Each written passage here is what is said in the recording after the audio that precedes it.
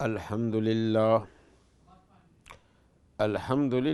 نحمدہ ونستعینہ ونستغفرہ ونؤمن بہ ونتوکل علیہ ونعوذ باللہ من شرور انفسنا ومن سیئات اعمالنا من یہدہ اللہ فلا مضل لہ ومن یضللہ فلا ہادی لہ ونشہد ان لا الہ الا اللہ وحدہ لا شریک لہ ونشہد ان سیدنا وسندنا وشفیعنا ومولانا محمدا عبدہ ورسولہ صلی اللہ تعالی علی خیر خلقہ محمد وآلہ واصحابہ اجمعین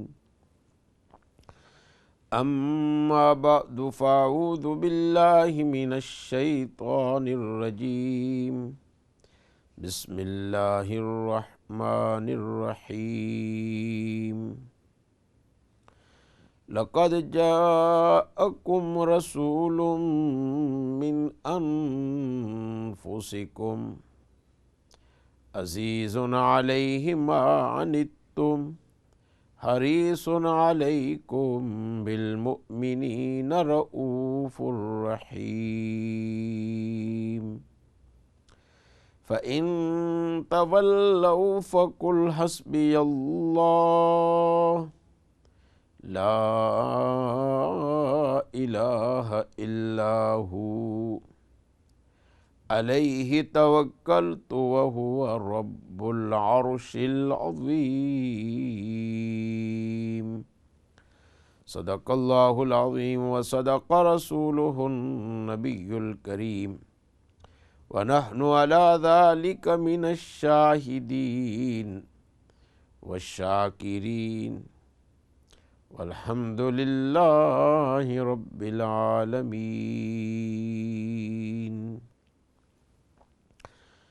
محترم ناظرین، سامعین کرام، السلام علیکم ورحمۃ اللہ وبرکاتہ۔ اقرا ٹی وی چینل پر دین و دنیا کا یہ پروگرام ہر اتوار کو لائیو پیش کیا جاتا ہے۔ اس میں کچھ دینی باتیں آپ کے سامنے عرض کر دیتے ہیں اور اس دوران آپ سوالات کر سکتے ہیں اور آپ کے سوالات کا جواب اسی پروگرام میں دیا جاتا ہے۔ آپ اپنی خوابیں بیان کر سکتے ہیں اور ان کی تعبیر اور تدبیر اور ان کا مطلب آپ کو اسی پروگرام میں دیا جاتا ہے۔ اسی طریقے سے آپ کو کسی دینی یا شرعی مسئلے کے متعلق معلوم کرنا ہو، فتویٰ ہو اور اس کی متعلق کوئی رہنمائی چاہیے تو وہ بھی سوال آپ کر سکتے ہیں اور یہ جواب آپ کو اس پروگرام میں دیا جاتا ہے۔ اگر آپ کسی خاص مسئلے میں مشورہ لینا چاہیں تو یہ بھی آپ کے لیے اس پروگرام میں سہولت میسر ہے، اور اگر آپ اپنی کوئی رائے یا مشورہ ہمارے ساتھ شریک کرنا چاہیں اور شیئر کرنا چاہیں اور باقی ساتھیوں اور ناظرین تک پہنچانا چاہیں تو اس طریقے سے بات بھی پروگرام کے ذریعے سے ہم کر لیتے ہیں۔ تو انشاءاللہ تعالی یہ سلسلہ آپ کا رہتا ہے اور ہمارے بہت سارے سامعین ناظرین اس میں شریک ہوتے ہیں اور دعاؤں کی درخواست بھی کرتے ہیں، اور کئی حضرات اس امید کے ساتھ بیٹھے ہوتے ہیں کہ ہم دعا کر لیں گے، اور اجتماعی دعا کے اندر باقی ساتھی بھی شریک ہوتے ہیں۔ اللہ تعالیٰ سب کے مسائل کو حل فرمائے۔ یہ محترم ناظرین سامعین کرام، ربیع الاول کا مہینہ ہے، اور اس مہینے کی مناسبت سے ہم جناب رسول اللہ صلی اللہ علیہ وسلم کا تذکرہ مبارک بڑی کثرت کے ساتھ کرتے ہیں،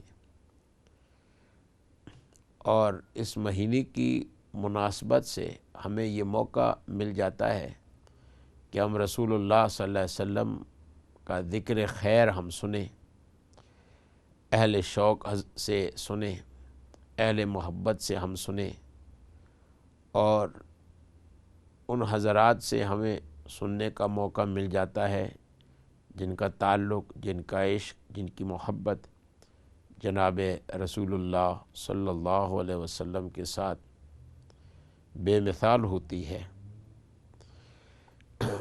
اور اس ربیع الاول کی مناسبت سے آپ صلی اللہ علیہ وسلم کا ذکر خیر مختلف صورتوں کے ذریعے سے ہم سن لیتے ہیں۔ کہیں سیرت کے عنوان سے پروگرام ہوتے ہیں، ان پروگراموں میں ہماری شرکت ہو جاتی ہے۔ کہیں مجالس اور محافل ہوتی ہیں کہ جس میں رسول اللہ صلی اللہ علیہ وسلم کا ذکر مبارک یہ تلاوت کی صورت میں اور اسی طریقے سے مختلف خوبصورت آوازوں کے ذریعے سے، نعت شریف کے ذریعے سے ہم رسول اللہ صلی اللہ علیہ وسلم کا تذکرہ ہم سنتے ہیں۔ یہ ساری چیزیں، پروگرام ہوں، جلسے ہوں، جلسوں کے اندر بیان ہو، نشید پڑھی جاتی ہیں، نشید کے ذریعے سے ہو، نعتیں ہوں، یہ سب کیا ہو رہا ہے؟ رسول اللہ صلی اللہ علیہ وسلم کی حمد بیان ہو رہی ہے۔ اللہ تعالیٰ کا شکر ادا کیا جاتا ہے کہ اللہ تعالیٰ نے اس امت میں سے ہم کو بنایا کہ ہمیں اللہ کے رسول صلی اللہ علیہ وسلم کی صداقت پر، آپ کی نبوت پر اللہ نے ہم کو ایمان عطا فرمایا، اور یہ ہمارے پیغمبر صلی اللہ علیہ وسلم آخری پیغمبر ہیں۔ اس پیغمبر کے بعد کسی اور شخص کو نبوت نہیں دی گئی۔ اللہ تعالیٰ نے نبوت کا راستہ بند فرما دیا۔ کوئی نیا شخص، کسی نئی شخصیت کو نبوت نہیں دی جائے گی، اور ہم یہ تذکرہ کر کے رسول اللہ صلی اللہ علیہ وسلم کی تعریف، مدح، محبت اظہار کرتے ہیں، اور اللہ تعالیٰ کا ہم شکر ادا کرتے ہیں کہ پروردگار عالم نے ہمیں اتنا عظیم پیغمبر عطا فرمایا، اتنا بڑے مقام اور مرتبے والا پیغمبر اللہ تعالیٰ نے عطا فرمایا کہ آپ کی مدح، آپ کی عظمت اور آپ کی شان اللہ نے خود بیان فرمائی۔ اتنا مرتبہ اور عظمت والا پیغمبر صلی اللہ علیہ وسلم کہ جن کے مرتبے اور عظمت کی اللہ تعالیٰ نے خود حفاظت فرمائی اور حفاظت فرما رہے ہیں۔ صرف یہ کہ آپ کے نام کے نہیں، آپ کے ہر چیز کی اللہ تعالیٰ نے حفاظت فرمائی ہوئی ہے۔ ہر چیز کی اللہ تعالیٰ نے، آپ کو کتاب دی تو اللہ نے آپ کی کتاب کی حفاظت فرمائی۔ اللہ تعالیٰ نے آپ کا جو مقام تھا تو اللہ تعالیٰ نے آپ کے مقام کی حفاظت فرمائی۔ اللہ تعالیٰ نے جو نقشہ دین کے چلنے کا دیا تو اللہ تعالیٰ نے اس دین کے نقشے کی حفاظت فرمائی۔ اللہ تعالیٰ نے آپ کو جو مذہب عطا فرمایا، وہ مذہب اللہ تعالیٰ نے جب تک کہ اس روئے زمین پر مسلمان ہوں گے تو اللہ تعالیٰ نے اسی مذہب کو اسی طرح محفوظ رکھنے کا اور بچا کر ہر طرح کے خطرے سے اللہ تعالیٰ نے اس کے باقی رکھنے کا فیصلہ فرما لیا۔ تو یہ ہم پروگرام کرتے ہیں، مجلسیں قائم کرتے ہیں، ان مجلسوں میں رسول اللہ صلی اللہ علیہ وسلم کا ذکر خیر اور عظمت کو ہم بیان کرتے ہیں، تو یہ کیا ہو رہا ہے؟ یہ ہمیں موقع مل رہا ہے کہ ہم اپنے ایمان کو ہم تازہ کریں۔ رسول اللہ صلی اللہ علیہ وسلم پر جو ہمارا ایمان ہے، ہم اپنے اس ایمان کو تازہ کریں۔ ایمان کو تازہ کیسے کریں گے؟ اسی طریقے سے ہم تازہ کرتے ہیں کہ ہمیں ہمارے دلوں کے اندر یہ یقین بیٹھا ہوا ہے، اور وہ یقین کیا ہے کہ یہ ہمارے پیغمبر آخری پیغمبر ہیں، یہ ہمارے پیغمبر بڑے مرتبے والے ہیں، ہمارے پیغمبر کائنات میں سب سے بڑے سچے ہیں، یہ ہمارے پیغمبر، ان کی ایک ایک بات سچی ہے، یہ ہمارے پیغمبر جو کچھ انہوں نے ارشاد فرمایا انہی کے ارشادات کے اندر کامیابی ہے، یہ ہمارے جو پیغمبر ہے ان کی ہدایت کی اور ان کے راہ بتائے ہوئے سے ہٹ کر دوسری جگہ کے اندر کوئی کامیابی نہیں، ساری کامیابی وہ اس پیغمبر علیہ الصلاۃ والسلام کی زندگی میں ہے۔ ساری ہماری دونوں جہاں کی فلاح اور دونوں جہاں کے اندر سرخرو ہونا وہ صرف اور صرف آپ صلی اللہ علیہ وسلم کی اتباع میں ہے، یہ ہے ہمارا ایمان۔ تو ان مجالس میں ہم رسول اللہ صلی اللہ علیہ وسلم کا ذکر خیر کر کے ہم اپنے ایمان کو زندہ کرنے کی ضرورت ہے۔ یہ ایمان اسی طریقے سے زندہ ہوگا کہ ہم جو ایمان ہے اس ایمان کو ہم بیان کریں۔ جب ہم رسول اللہ صلی اللہ علیہ وسلم کا ذکر سنیں تو ہم اپنے دل کے اندر، اس سوچ کے اندر اس چیز کو لے کر کے آئیں کہ یہ اس پیغمبر کا ذکر ہو رہا ہے کہ جس پیغمبر کے بارے میں میرا یہ یقین ہے، میں دل کے اندر یہ ایمان رکھتا ہوں، یقین رکھتا ہوں، اور اس کے اندر مجھے رائے کے برابر شک نہیں، کسی طرح کا مجھے کوئی شبہ نہیں۔ تو ایک بات تو یہ ہے کہ ہمیں ایمان کو زندہ کرنے کی ضرورت ہے، تازہ کرنے کی ضرورت ہے، اپنے اس ایمان کو بیان کرنے کی ضرورت ہے صلی اللہ علیہ وسلم۔ اور دوسری چیز کیا ہے؟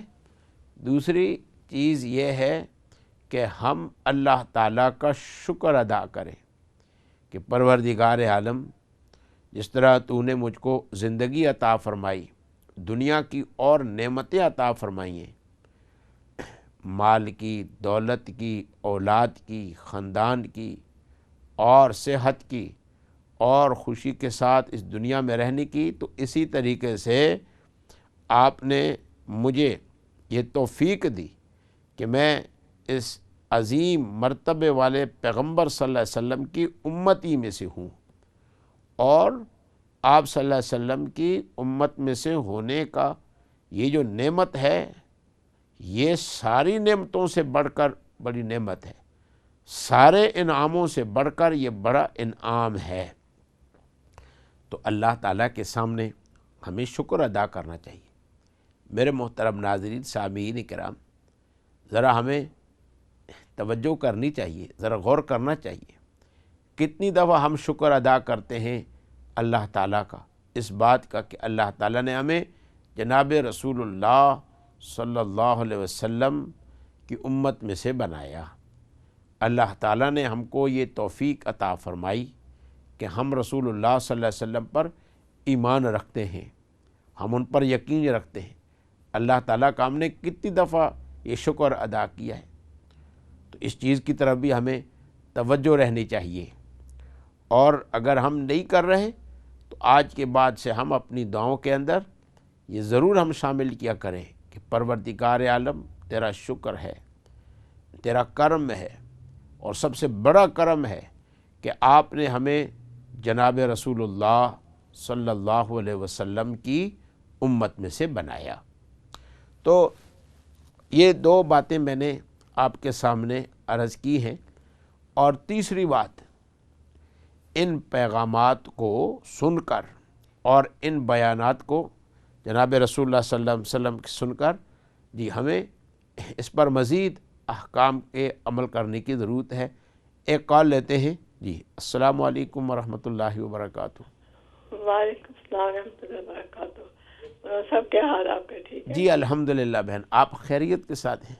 جی. آپ کو عید مبارک ہو. خیر مبارک، اللہ تعالیٰ آپ کی اللہ دعاؤں کو کرے قبول یہ فرمائے. مہینہ سب مسلمانوں کے لیے باعث رحمت، اور آمین. کشمیر میں جو ظلم ہو رہا ہے ان کو بھی جی اللہ میاں اللہ تعالیٰ سب کے لیے آسانی فرمائے، جی اور جو مسائل ہیں امت جی. پر اللہ تعالیٰ ان ہاں میں جی نرمی پیدا فرمائے، اور جی. امتحانات سے. مسلمانوں پہ تو ہر جگہ مصیبتیں ہی آئی ہیں. پتہ نہیں ہمارے اعمال ہیں کہ ہمیں ان کی سزائیں مل رہی ہیں، پتہ نہیں. میں تو یہی سوچتی ہوں.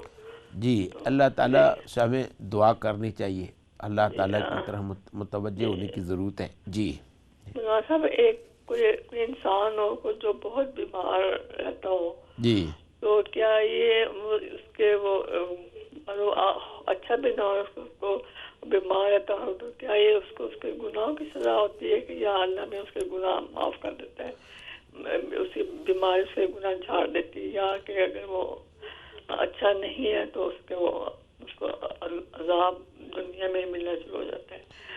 تو میرا دوسرا دو خواب سنانے تھے. جی جی یہ میں نے خواب میں دیکھا کہ ایک گڑھا ہے جو گٹا ٹائپ نہیں ہوتا، وہ بہت گہرا نیچے تک، تو اس میں لوگوں نے وہ کیا کہتے ہیں یہ ربش کوڑا چوڑا پھینکا ہوا ہے. جی تو وہ میں کہتی ہوں اس میں جو بہت گہرا ہے تو اس میں کوڑا پھینکا ہوا ہے. تو لیکن یہ بس جو لوگ ہیں ان کے لیے پھینکا کہ ان کو سزا ملے. جی تو اس کے علاوہ ایک خواب یہ ہے کہ میری ایک دوست ہے، اس کی بیٹی نے خواب دیکھا کہ اس کی جو والدہ ہے وہ فوت ہو گئی ہیں، جی اور وہ بھی بستر پہ لیٹی ہوئی ہیں. وہ ایک عورت نرس ہی ہوتی ہے شاید، وہ آتی ہے تو وہ کہتی ہے کہ اس کی بیٹی کو کہتی ہے کہ اب یہ تمہاری امی ہم لوگوں میں نہیں رہی، وہ چلی گئی ہیں. جی تو ان کی جان بڑی اذیت سے نکلی ہے. تو جی وہ اس کی جو بیٹی ہوتی ہے وہ بہت رونا شروع ہوتی ہے. اس کے ساتھ کوئی کھڑا ہوتا ہے تو جو اس کے ساتھ لگ کے وہ اس کو تسلیاں دے رہا ہوتا ہے، وہ رو رہی ہوتی ہے، جی لیکن وہ اس کا چہرہ نہیں دیکھا نا اس بچی نے. جی تو بس یہ دو خواب تھے. جی اور میں یہ ایک سوال آپ سے کرنا کہ اگر انسان سے کوئی گناہ گار بندہ اس پہ غلطی ہو جائے تو اللہ سے سچے دل سے معافی مانگ لے، جی اور اللہ تو بہت غفور رحیم ہے، تو جی وہ تو معاف کر دیتا ہے، لیکن جو دنیا ہے وہ معاف نہیں کرتی. ساری عمر اس چیز کی جو تانا اس شخص کو ملتا رہتا ہے جی کہ تم یہ تھے، لیکن اللہ غفور رحیم ہے، معاف کر دیتا ہے. جی تو میں یہ پوچھنا چاہتی ہوں کیا اس سے یہ جو ہے کہ لوگ معاف کیوں نہیں کرتے؟ جی جی اچھا، السلام علیکم. وعلیکم السلام ورحمۃ اللہ وبرکاتہ. جی تو پہلی بات تو یہ ہے کہ کوئی بیمار ہو تو بیماری کیا وہ سزا ہے یا یہ اللہ تعالیٰ دنیا میں وہ عذاب دے رہے ہیں؟ تو یہ تو اللہ تعالیٰ ہی بہتر جانتے ہیں کہ جو انسان کو تکلیف آ جاتی ہے یا بیماری آ جاتی ہے، اللہ تعالیٰ کا یہ حقیقت میں کیا ارادہ ہے اور کیا ارادہ نہیں. البتہ احادیث کی روشنی میں یہ ہے کہ سب کچھ، اور قرآن پاک کی روشنی میں کہ سب کچھ اللہ سے ہو رہا ہے، اور اللہ تعالیٰ کی اجازت کے بغیر کچھ بھی نہیں ہو رہا. تو یہ قضاء بالقدر اس کو کہتے ہیں، اور رضا بالقدر، کہ جو کچھ ہے اللہ تعالیٰ کی طرف سے ہے، اور اللہ تعالیٰ کے فیصلوں پر ہمیں راضی رہنا چاہیے، اور اللہ تعالیٰ کی طرف ہمیں گناہوں سے توبہ کرنے کی ضرورت ہے، اور اللہ تعالیٰ کی رحمت کی طرف متوجہ ہونے کی ضرورت ہے.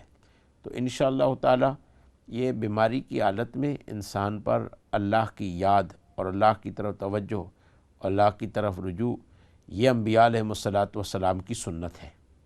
تو اگر ہم نے اس چیز پر عمل کیا تو انشاءاللہ تعالیٰ یہ بیماریاں، یہ تکلیف، یہ عذاب نہیں ہوں گے، بلکہ اللہ تعالیٰ آخرت میں بڑا اجر عطا فرمائیں گے، رتبہ عطا فرمائیں گے. اور تو عذاب کا مطلب یہ کہ بھئی گناہ کر لیا اور گناہ کے بدلے میں آپ کو تکلیف آ گئی، اور اب گناہ کے بارے میں پوچھ نہیں ہوگی. کوئی ضروری تھوڑا ہے کہ اللہ تعالیٰ ہر گناہ پر ہی تکلیف دے۔ اللہ تعالیٰ جب معاف فرمانے والے ہیں اور انسان نے گناہ کیے ہوں اور بندے نے معافی مانگ لی ہو تو وہ گناہ تو ختم ہو گیا، تو پھر اس گناہ کی تکلیف دینے کا کیا معنی؟ اس لیے بہت سے گناہ ہم کر لیتے ہیں، ہم توبہ کر لیتے ہیں، اللہ تعالیٰ معاف فرما لیتے ہیں، لیکن اس کے باوجود پھر بھی بیماریاں بھی رہتی ہیں، تکلیف بھی رہتی ہیں۔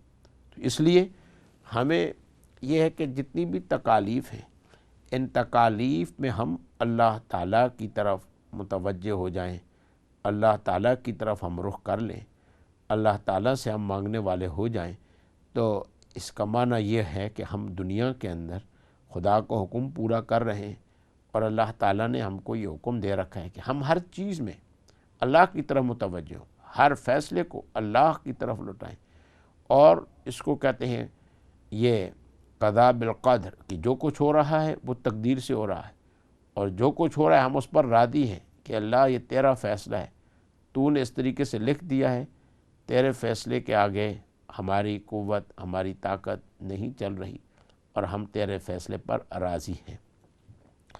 تو یہ ہے رضا بالقضاء اور قضاء بالقدر۔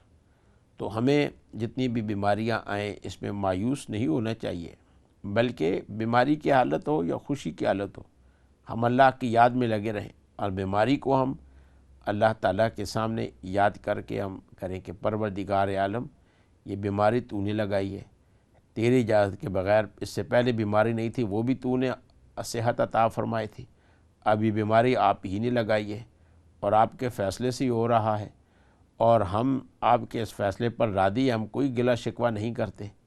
البتہ جو تکلیف ہمیں آ رہی ہے جی، اور اس کی ہم سہولت آپ سے مانگتے ہیں، کیونکہ تو ہی سہولتیں دینے والا ہے، تو ہی پریشانیوں کو دور کرنے والا ہے۔ اگر بیماریاں لگائی ہیں تو آپ بیماریاں ہٹانے پر قادر ہیں، تو اور اگر ہم سے کچھ کمی کوتاہی ہو تو اے اللہ ہم کو معاف فرما۔ تو اس طریقے سے ہمیں اپنی دعاؤں کے اندر اللہ تعالیٰ کے ساتھ ہمیں گفتگو کرنی چاہیے، اللہ تعالیٰ سے ہمیں مانگنا چاہیے۔ تو انشاءاللہ تعالیٰ تکلیفوں میں، بیماریوں میں، ان تمام صورتوں میں اللہ تعالیٰ کرم کا معاملہ فرمائیں گے، نرمی کا معاملہ فرمائیں گے، اور آسانی کا معاملہ فرمائیں گے، اور اللہ تعالیٰ اپنی خوشنودی ہم کو عطا فرمائیں گے۔ اللہ تعالیٰ کا غصہ ہم سے دور ہو جائے گا، اللہ تعالیٰ کا غصہ ختم ہو گیا اور دور ہو گیا تو پھر ہم اللہ کی رحمت میں رہیں گے، اللہ کے تکالیف سے ہم بچے رہیں گے، اللہ تعالیٰ جو ہمیں عذاب کی صورت میں مشکلات ہوں گی وہ ختم ہو جائیں گی، اور جتنی یہ تکلیفیں ہیں ان تکلیفوں کے بدلے اللہ تعالیٰ ہمارے لیے آخرت میں اجر لکھ دیں گے، نیکیاں لکھ دیں گے، ثواب اللہ تعالیٰ ہمارے لیے لکھ دیں گے۔ اب وہ ثواب کتنا ہوگا، اجر کتنا ہوگا، نیکیاں کتنیاں ہوگی، تو گنتیوں کی تعداد میں ہم بتا سکتے ہیں تقریباً اتنے مل جائیں گی، لیکن حقیقت میں اس کا مقام اور اس کے بعد ہمارے ساتھ کیا ہوگا وہ تو آخرت میں ہم کو پتہ چلے گا، اور اس دوسرے جہان کے اندر پتہ چلے گا۔ البتہ اتنی بات یقینی ہے کہ نیکیاں اور ثواب اور اجر کی وجہ سے جو انسان کو ملتا ہے اللہ تعالیٰ اس پر خوش ہوں گے، اللہ تعالیٰ انسان کے لیے آسانیاں پیدا فرمائیں گے اور کامیابی اللہ تعالیٰ عطا فرمائیں گے۔ تو اب ہم اجازت لیتے ہیں، مختصر سی ہم بریک لیں گے، اور بریک کے بعد پھر ہم آپ کی خدمت میں حاضر ہو جائیں گے۔ السلام علیکم ورحمۃ اللہ وبرکاتہ۔